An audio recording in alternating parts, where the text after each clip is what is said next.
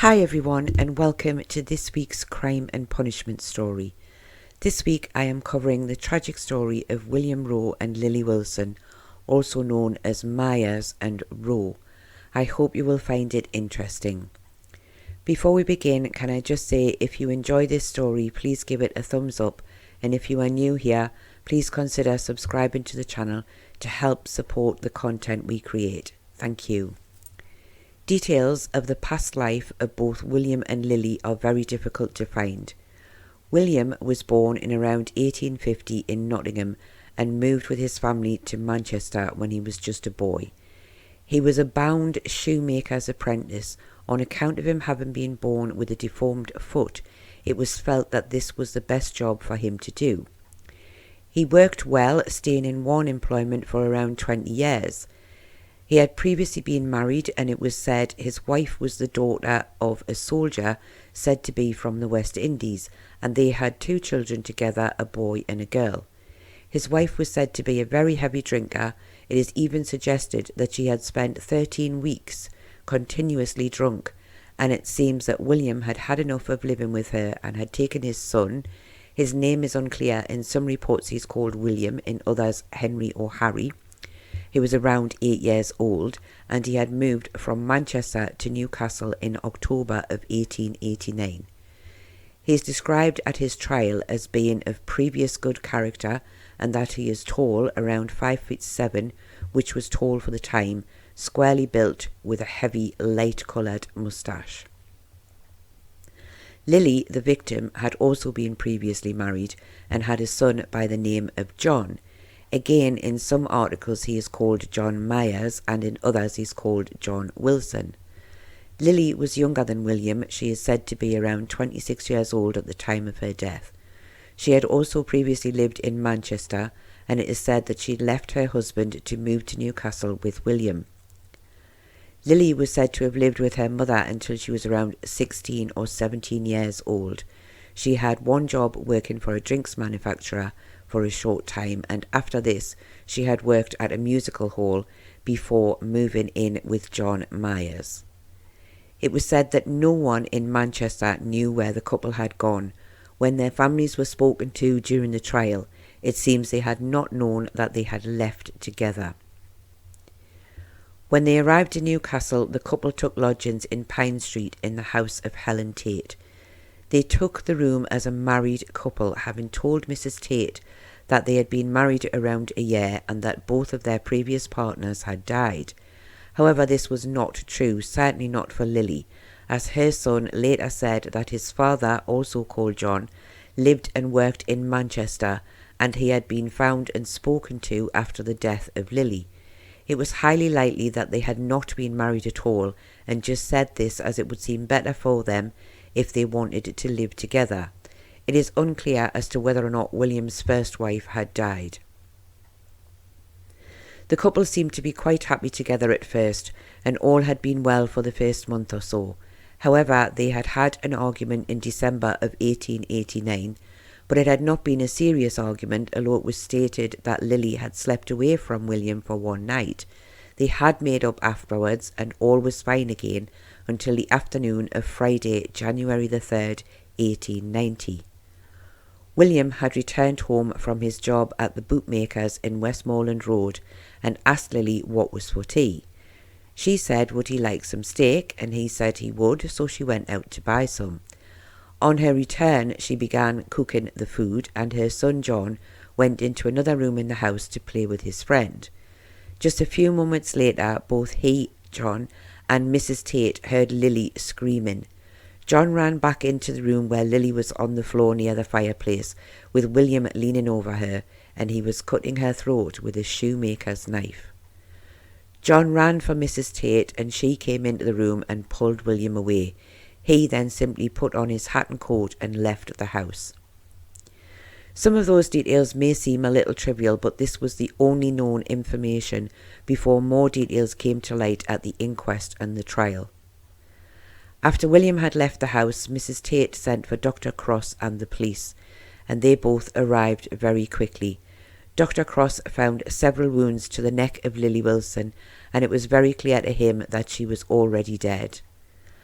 At the same time that the doctor was attending to Lily, PC Rose was on duty in Westgate Road when William came up to him saying, "Take me into custody, I have killed a woman."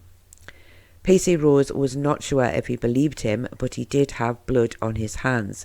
He asked where the woman was, and William replied, "Pine Street, I cut her throat with a knife." He then took him to the police station before going to Pine Street. On arriving, he saw the body of Lily and that her throat had indeed been cut. He then returned to the police station where he formally charged William Rowe with the willful murder of Lily Wilson. The inquest was held the next day at the Bath Hotel on Scotswood Road. Mr. Hoyle, the coroner, was present. John Myers, Lily's son, gave evidence which was slightly different to what had been known before. He said when he heard his mother scream, he ran in and she was sitting on a chair. William then pulled her down onto the floor by the fire and started to attack her. John said he was cutting her throat with a knife. His evidence would change again by the time of the trial, but he was only 8 years old, so we can only imagine how he may have kept seeing things differently in his mind, and how this image must have haunted him for the rest of his life. He also said that the argument at Christmas time had been due to people in the house. William had wanted them to leave, but Lily wanted them to stay. These seemed to be people that William had not known. Dr. Cross said he had found 6 wounds to the neck of Lily Wilson. The main one was very deep, and he felt this was more than enough to cause her death. It was known that William had confessed to the crime. No details were given at the inquest about his reasons. However, he did say that he had acted in a moment of passion, and he had wept for most of the inquest. The jury very quickly returned a verdict of willful murder against William Rowe, and he was committed for trial. The funeral of Lily Wilson took place on January the 6th. It was said that not many people had gathered at the address in Pine Street where she had been living. It was a very small funeral, and Lily was buried in Elsick Cemetery. She had family still living in Manchester, but other than her son, it is not known who else attended her funeral. The trial took place on the 21st of February 1890. William was said to be 41 years old at that time. He had not wished to be defended, however the judge had appointed Mr. Glenn for his defence, so William, who had at first pleaded guilty, withdrew his plea and changed it to not guilty. It was stated that William's son was not in the house at the time the murder was committed. He had been sent out to the shops earlier. John Myers, Lily's son, again gave evidence which was slightly different to the evidence he had previously given. This time he said when he heard the scream, he ran into the room and found his mother on the floor, and William was leaning over his mother, but he now said he could not see what he was doing. He then said it was at this point that Mrs. Tate entered the room, and he also said that William looked wild when he was attacking his mother, that his eyes had looked strange. Mrs. Tate's evidence was almost the same as the details she had given at the inquest. The only difference was that she said before trying to pull William off Lily, she had shouted for a neighbour to come in and see what was happening. Detective Clow said he went to the house with Dr. Cross and he found a knife beside the victim, which was blood-stained, and it was a shoemaker's knife. It was obvious to him that this was the weapon that had been used. Dr. Cross gave the same evidence as he had done at the inquest, but he was asked by the defence if it was possible for a man to do something like this in a fit of passion and not know what he was doing, and he said that whilst he believed it was possible to act out of character in a fit of passion, he did not think the person would not know what they were doing. PC Rose said that when William had come up to him in Westgate Road, he had seemed somewhat excitable and also very distressed, but he said William was perfectly sober at the time. When charged with her murder, PC Rose said William had replied by saying, "I am so very sorry, it was done in a moment of passion." David Bell, the owner of the bootmaker shop where William worked, said he had found him to be a very good worker. He seemed to be keen to keep his weekends free to be able to spend time with his family. He said he had spoken to David about how good his present wife was compared to his previous wife, and he had also told him that he had another child in Manchester who was in an institution, and that he had to send money for their care. David said he was a fine worker and had suited him well, and he had never seen him the worse for drink. Dr. Hardcastle of Newcastle Prison said he had examined William and had not found him to be suffering from any forms of insanity. He had kept a careful eye on him since first arriving at the prison, due to him being very emotionally unstable. William Rowe gave very little evidence. He explained that the argument had begun due to finding that there seemed to be more money in the house than he was able to earn from his job. He had asked Lily where this money had come from, and she said that she had earned it the same way that she had done when she lived in Manchester, and she was going to carry on with the same game. This, he said, had upset him greatly, and he had attacked her in a fit of passion. It is not clearly stated, but it does not seem that William had known this was her way of life when they had both been living in Manchester. Mr. Glenn for the defence summed up by saying it would be foolish to suggest it was anyone other than William who had killed Lily. However, it was for the jury to decide whether this should be a case of manslaughter or willful murder.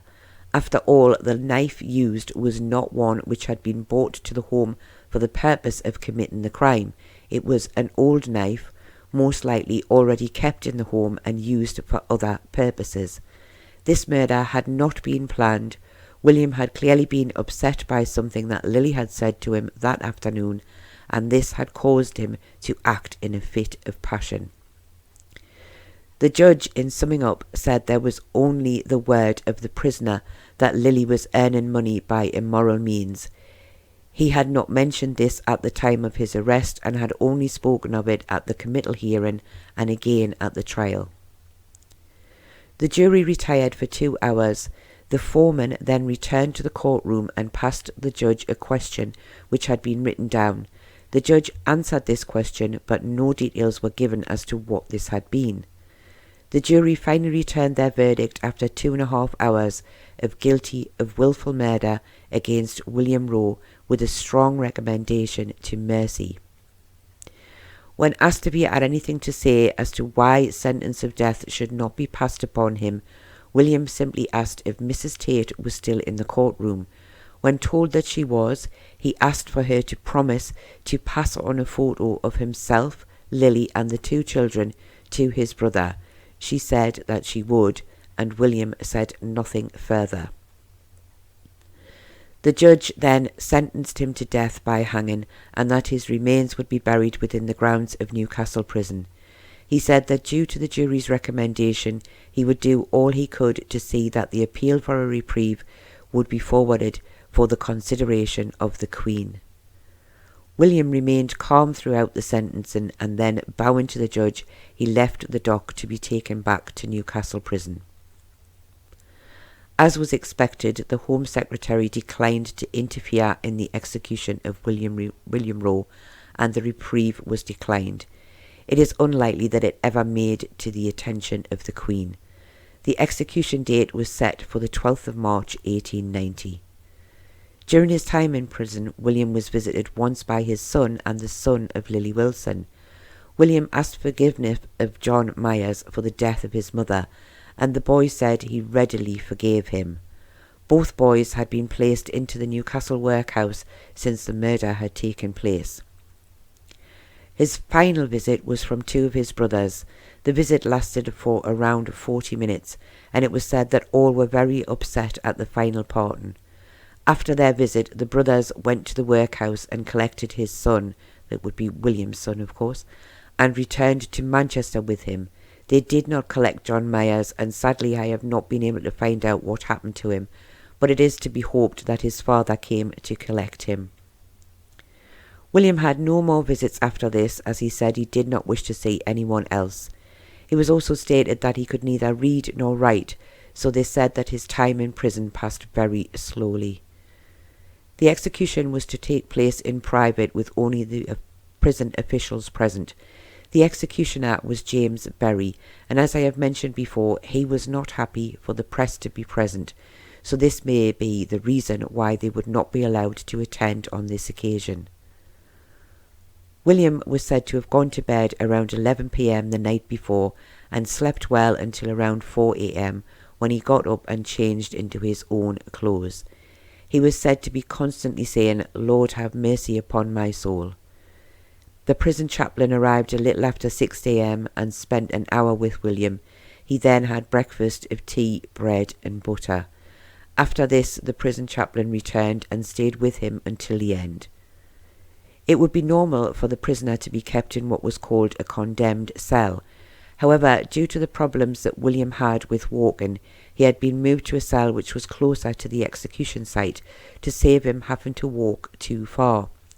As it was, he was to be supported by 2 warders in case he was unable to make it by himself. Just before 8 a.m, James Berry arrived. William shook hands with him and also kissed him on the cheek and said, "God bless you." He was then pinioned, which means his arms were tied at the wrists, and he was led to the execution area. It was said that William did walk firmly towards the gallows with little help.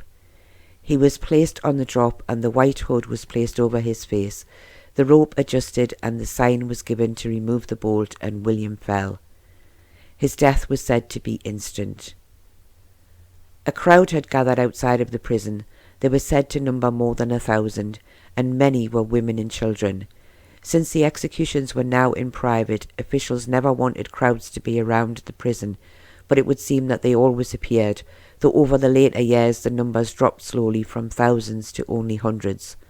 All that this crowd would be able to see was the black flag which was raised immediately after William's death, and later a notice would be pinned to the prison gates to announce the fact that the punishment given had been carried out according to the law.